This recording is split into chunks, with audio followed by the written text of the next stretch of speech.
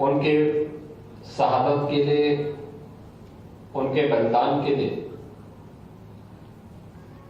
उनकी स्मृतियों को नमन करता हूं और प्रदेश सरकार की ओर से और प्रदेश वासियों की ओर से उन्हें विनम्र श्रद्धांजलि भी अर्पित करता हूं।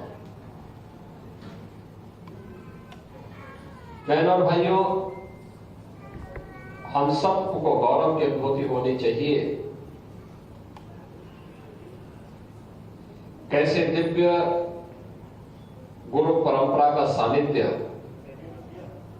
सिख पंथ के अनुयायियों को प्राप्त हुआ,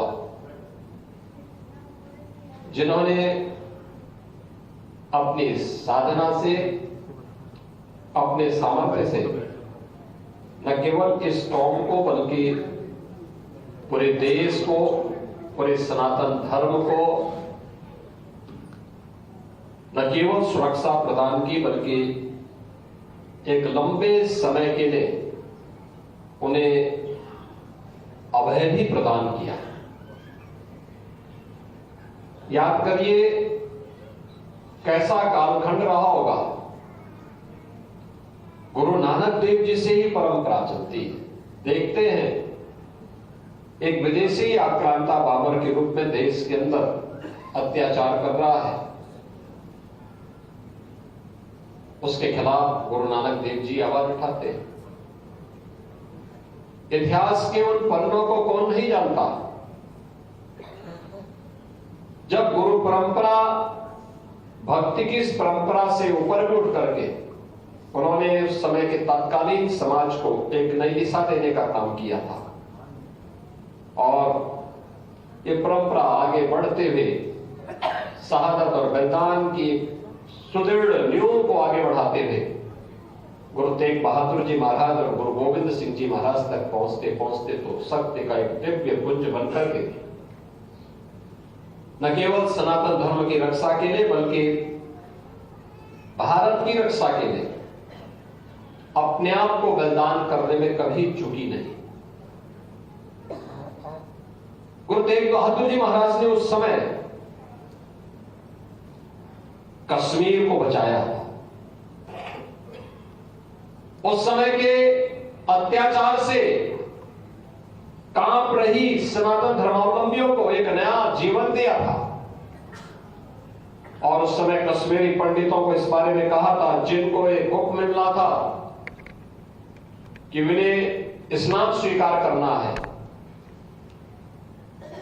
कश्मीरी पंडित भटक रहे थे, कहां जाएं, कौन शरण देगा।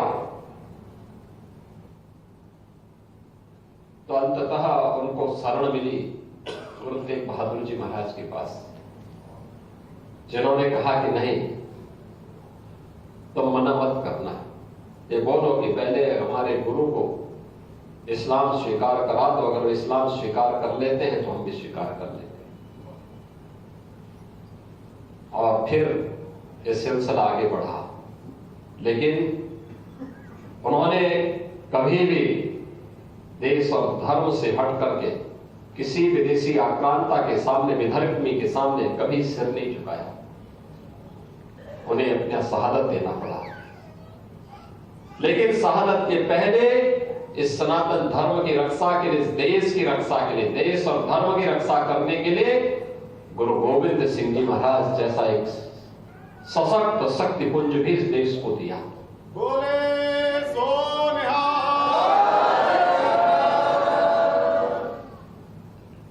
उनके 4 साहबजादे माता गुजरी के साथ क्या नहीं बीता था, क्या नहीं हुआ था, लेकिन हम बारी है प्रधानमंत्री मोदी जी के,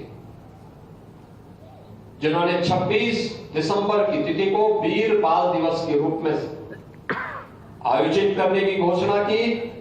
और वीर बाल दिवस का आयोजन, ये मेरा सौभाग्य है कि सन 2020 से लगातार मुख्यमंत्री आवास में आयोजित हो रहा है और पूरी भव्यता के साथ आयोजित होकर के पूरी संगत वहां पर आती है।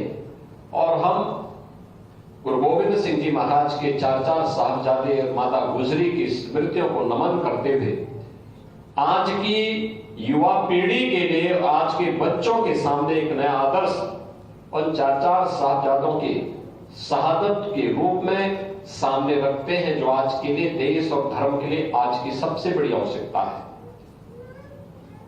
बहनों और भाइयों, एक और ये महान सिख गुरुओं का इतिहास है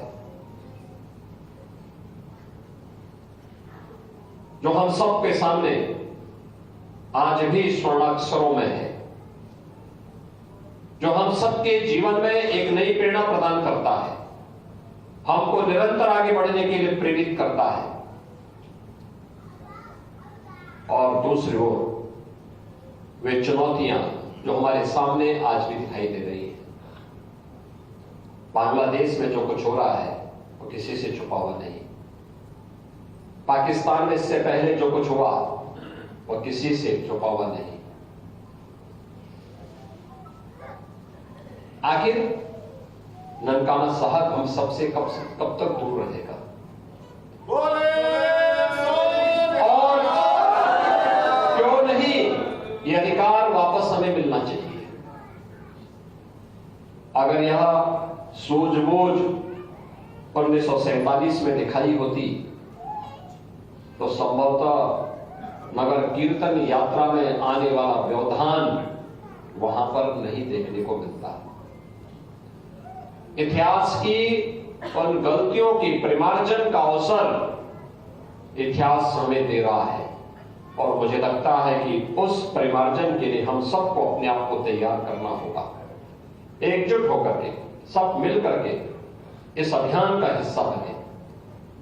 उन लोगों से सावधान होने की आवश्यकता है जो हिंदू और सिखों के बीच में खाई पैदा करना चाहते हैं, अनावश्यक रूप से इतिहास को तोड़ मरोड़ करके प्रस्तुत करने का प्रयास कर रहे हैं।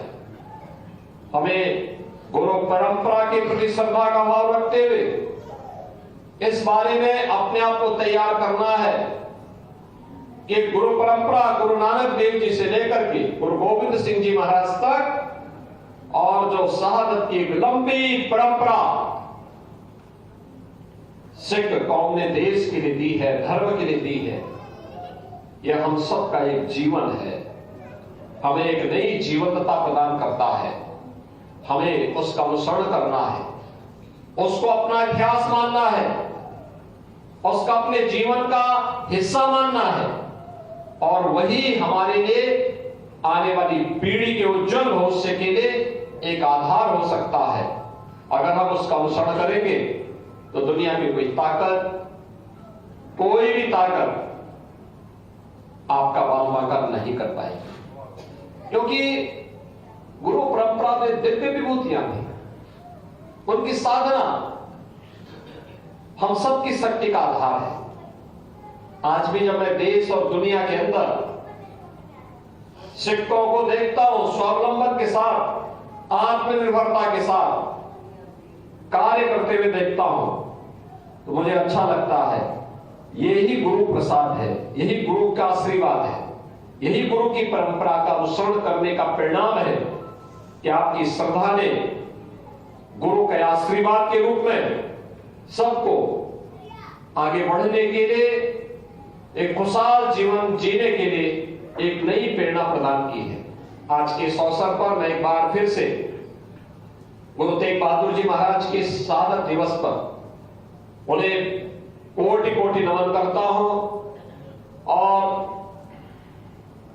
यहां पर आप सभी वरिष्ठ जनों से एक बात का अनुरोध करूंगा कि 26 दिसंबर को मुख्यमंत्री आवास पर फिर से वीर साहबजादा दिवस का कार्यक्रम आयोजित होना चाहिए, और कार्यक्रम की जो श्रृंखला है निरंतर आगे बढ़ती रहनी चाहिए, क्योंकि ये इतिहास है, उस धरोहर को आगे बढ़ाने की आवश्यकता है। वर्तमान की युवा पीढ़ी को बताने की आवश्यकता है कि देश और धर्म के लिए उम्र बाधा नहीं बनती है। 7 साल, 9 साल, 11 साल और 14 साल की उम्र भी देश और धर्म के काम आ सकती है, और वह कार्य गुरु गोविंद सिंह जी महाराज के 4 साहबजादों ने किया था। उन्हें स्मरण करने का एक अवसर वीर साहबजादा दिवस हम सबको प्रदान करता है। इस अवसर पर मैं आप सबको वहां पर आमंत्रित भी करता हूं। आपको एक बार फिर से अभिनंदन करते हुए गुरु तेग बहादुर जी महाराज की शहादत को कोटि कोटि नमन करते हुए विनम्र श्रद्धांजलि अर्पित करता हूं। धन्यवाद। जय हिंद।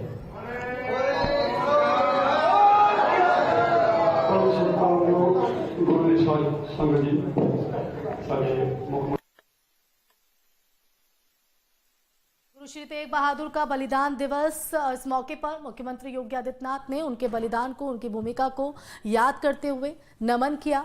तो ये तस्वीर आपको लखनऊ से हम दिखा रहे हैं। इस कार्यक्रम में शिरकत करते हुए गुरु श्री तेग बहादुर के बलिदान दिवस पर उनकी भूमिका और किस तरह से जो उन्होंने अपना त्याग बलिदान किया है उसको याद करते हुए उन्होंने उन्हें श्रद्धांजलि और अपना नमन अर्पित किया।